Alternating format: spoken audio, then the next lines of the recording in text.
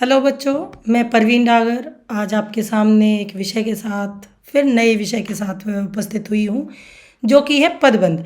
पदबंध में बच्चे क्या सोचते हैं कि कैसे करना है, क्या करना है, क्योंकि नाइन्थ में पढ़ाया नहीं जाता है, टेंथ में सीधा आ जाता है। तो हमारा इसमें क्या है कि जो छठी, सातवीं, आठवीं में हम संज्ञा, सर्वनाम, क्रिया, विशेषण अगर हमें वो क्लियर हैं तो पदबंध में कोई मुश्किल नहीं है। पदबंध बहुत इजी टॉपिक है और हम इसमें 4 नंबर बहुत आराम से कमा सकते हैं, कोई आफत नहीं आएगी और बहुत अच्छे से हम पदबंध को कर पाएंगे। पदबंध होते क्या हैं वो समझने की ज़रूरत है। सबसे पहले शब्द, आपने देखा होगा कि वर्ण वर्ण होती है सबसे छोटी ध्वनि। वर्णों का समूह शब्द कहलाता है। एक या अधिक अक्षरों या वर्णों से बनी स्वतंत्र सार्थक ध्वनि शब्द कहलाती है, जैसे कि राम, लक्ष्मण, कमल, सीता, जो भी इतने सारे शब्द हैं, ये शब्द रहेंगे जब तक शब्द हैं, जब तक ये वाक्य में प्रयोग नहीं होते, जो कि मैं शब्द और पद वाली वीडियो में बता चुकी हूँ। तो ये जब तक वाक्य में प्रयोग नहीं होते, जब तक ये स्वतंत्र हैं, शब्द हैं, क्योंकि इनके ऊपर कोई व्याकरण की का नियम इनके ऊपर लागू नहीं होता। ये व्याकरण से के नियमों से स्वतंत्र हैं। जब तक हमें कुछ नहीं पता, कमल कहें तो कमल मित्र है, कोई बच्चा है, कोई लड़की है, लड़का है, या फिर फूल के बारे में बात हो रही है। ऐसे ही जब शब्द वाक्य में प्रयोग हो जाएंगे तो वो पद बन जाएंगे। तो पद बंध, पदों को बांध देना। अब पदों को बांधें कैसे, किस तरह से बांधना है? शब्द के भेद तो ये हैं अविकारी और विकारी। क्रिया, विशेषण, समुच्चय बोधक, संबंध बोधक, विस्मयादि बोधक। विकारी है संज्ञा, सर्वनाम, क्रिया और विशेषण।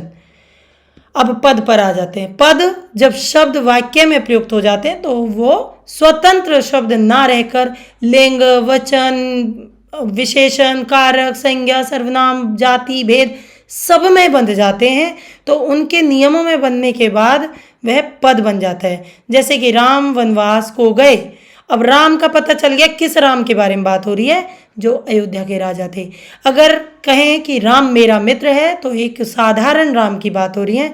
तो इस तरह से तुरंत हमें उस संज्ञा या सर्वनाम उसकी पहचान हो जाएगी, जैसे ही हम पदों का प्रयोग करेंगे, वाक्य बनाएंगे। अब आ जाते हैं हम पद के भेद, संज्ञा, सर्वनाम, क्रिया, विशेषण, अव्यय। अव्यय में क्रिया विशेषण होते हैं।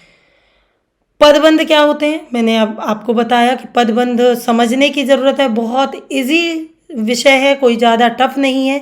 जब एक से अधिक पद जुड़कर एक ही व्याकरणिक इकाई का काम करते हैं, ऐसे पद समूह को पदबंध कहते हैं। किस तरह से? अब उसमें जैसे मैं कहूँ कि सदैव साथ चलने वाले तुम मेरे सच्चे मित्र हो। सदैव साथ चलने वाले तुम मेरे सच्चे मित्र हो। अगर ऐसा कहा जाए तो ये पता चलता है कि सदैव साथ चलने वाले तुम, यहाँ तक एक अर्थ है कि उसके बारे में बात हो रही है। तो इस तरह से हमें पहचानना होता है। और शीर्ष पद एक इसमें होता है। शीर्ष पद कौन सा होता है वो मैं समझाऊंगी। पद के कितने भेद होते हैं? 5। संज्ञा, सर्वनाम, क्रिया, विशेषण और क्रिया विशेषण। अब संज्ञा के बारे में जो बच्चा जानता होगा उसे बिल्कुल भी कोई दिक्कत नहीं आएगी कि किस तरह से पदबंध छांटना है। हमें शीर्ष पद को देखना होता है। शीर्ष पद कैसे देखेंगे वो मैं बताती हूँ।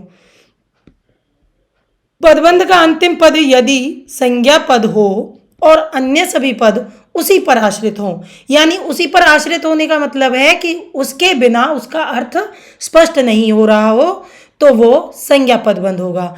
जो भी शीर्ष पद, अब शीर्ष पद कहेंगे आपकी मैम कौन से, किस चीज़ के बारे में बात हो रही है? अब जैसे रावण, इसमें शीर्ष पद आएगा, इसमें गुब्बारा शीर्ष पद आएगा। आपको दिख रहा होगा कि राम ने लंका के राजा रावण को मारा। रावण इसमें क्या है? संज्ञा, व्यक्तिवाचक संज्ञा है। तो इसलिए रावण इसमें संज्ञा है, इसलिए ये शीर्ष पद है। आप ये देखिए, जहाँ तक अंतिम पद, यानी अंतिम पद जहाँ तक अंडरलाइन है, अंडरलाइन जहाँ है वो अंतिम पद है। अंतिम पद को ही शीर्ष पद कहेंगे। शीर्ष पद का मतलब है मुख्य पद। बाकी सभी पद उस पर आश्रित हैं, डिपेंड करते हैं। वो मुख्य रूप से प्रधान पद है, उसी के बेस पर सारा अर्थ स्पष्ट होता है। तो वो होता है हमारा शीर्ष पद। अब इसमें उदाहरण जो दे रखे हैं दोनों, राम ने रावण को के राजा राम ने लंका के राजा रावण को मारा, तो रावण इसमें है तो व्यक्तिवाचक संज्ञा। ऐसे ही आसमान में उड़ता गुब्बारा, तो गुब्बारा भी क्या है, संज्ञा।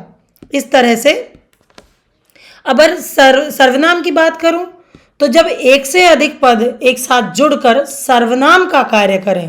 अब सर्वनाम का कैसे कार्य करेंगे, आप देख पा रहे हैं कि ये विदेश से आए अतिथि। अब विदेश से आए अतिथियों में कुछ हिंदी जानते हैं। अब कुछ क्या है ये देखो, कुछ मैंने आपको अंडरलाइन करके हाईलाइट करके बता रही हूँ। कुछ इसमें शीर्ष पद है, क्योंकि आप ये देख पा रहे हैं यहाँ तक अंडरलाइन है कुछ तक, तो कुछ शब्द किस में आएगा, ये आएगा सर्वनाम में। तो ऐसे ही शीर्ष पद हमें देखने होते हैं। ऐसे ही ये है तुम, तुम में क्या है, यहाँ तक तुम भी कौन सा है, पुरुषवाचक सर्वनाम। तो सर्वनाम के शब्द आ गए शीर्ष पद के रूप में, तो वो सर्वनाम पदबंध हो गया। समझ पा रहे होंगे, मुझे नहीं लगता कि यहाँ कोई ज़्यादा दिक्कत आ रही होगी। तो आप इसमें परिभाषा भी देख पा रहे हैं कि जब एक से अधिक पद एक साथ जुड़कर सर्वनाम का कार्य करें, अर्थात जहाँ मुख्य पद सर्वनाम के रूप में होता है तो उसे सर्वनाम पदबंध कहेंगे। यानी उस पद के बिना उसका अर्थ स्पष्ट नहीं हो रहा है तो वो उसी पर आश्रित हो गए बाकी सारे शब्द।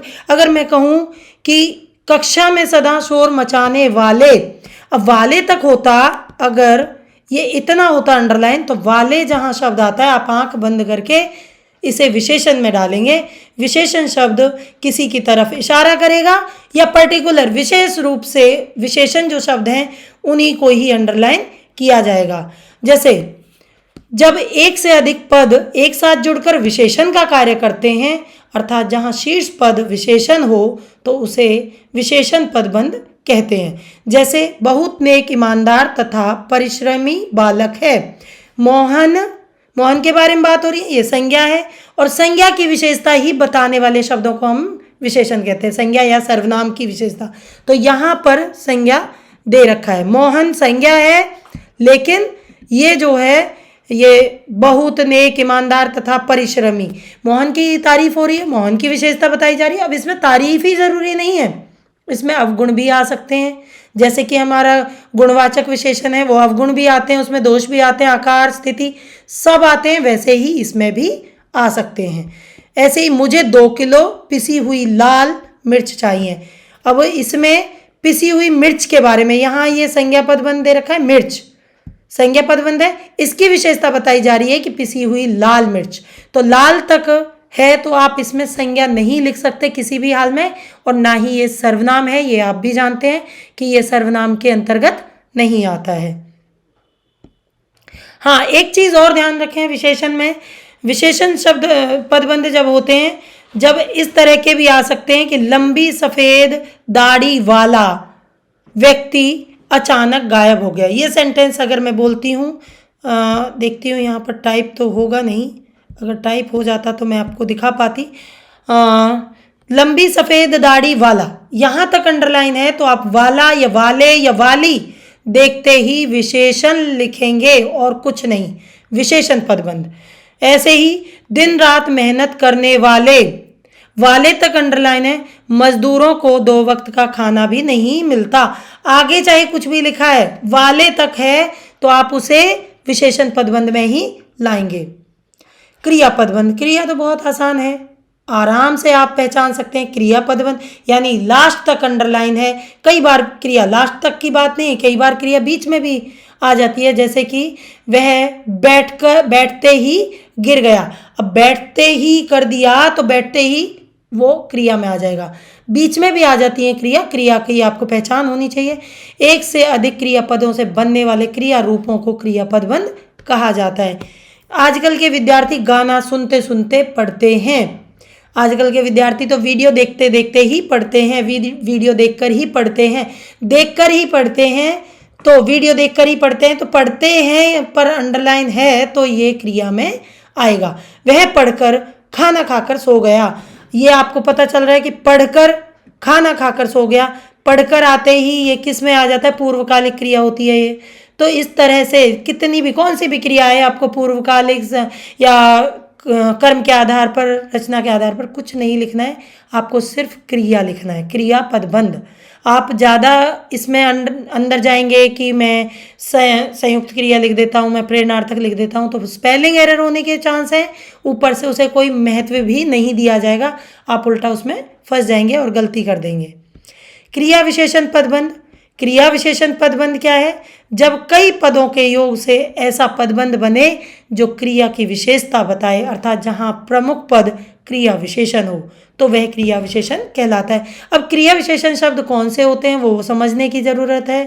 क्रिया विशेषण वो शब्द होते हैं जो किसी के साथ नहीं बदलते।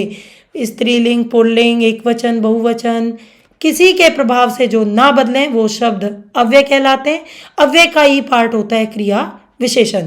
तो यहाँ पर एक क्रिया विशेषण दिया गया है, आपको अव्यय भी उसी में डालकर हम काम चलाएंगे, क्योंकि माँ कल सुबह तक, तक को अगर वैसे देखें तो तक शब्द उसमें आता है निपात में, भी, ही, तो, भर, तक, ये सभी निपात में आते हैं। लेकिन यहाँ पर क्रिया की विशेषता बताई जा रही है कि माँ कल सुबह तक आएगी, आने की बताई जा रही है। कि अब इसमें क्या है, कालवाचक क्रिया विशेषण है, लेकिन आपको कालवाचक नहीं लिखना है, आपको सिर्फ क्रिया विशेषण पदबंध लिखना है।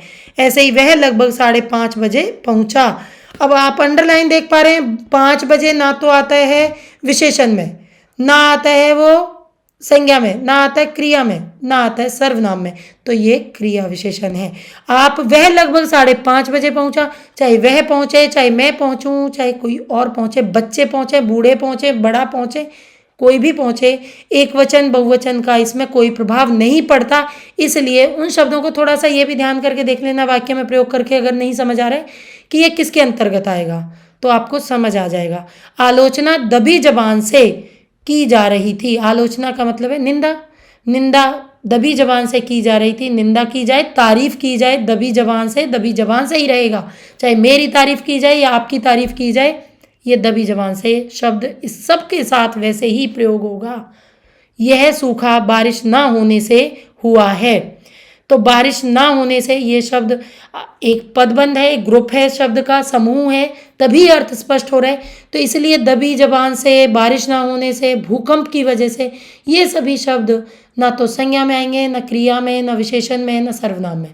तो इसलिए क्रिया विशेषण को पहचानें और अच्छे से पेपर करें, अच्छे से पदबंध समझें।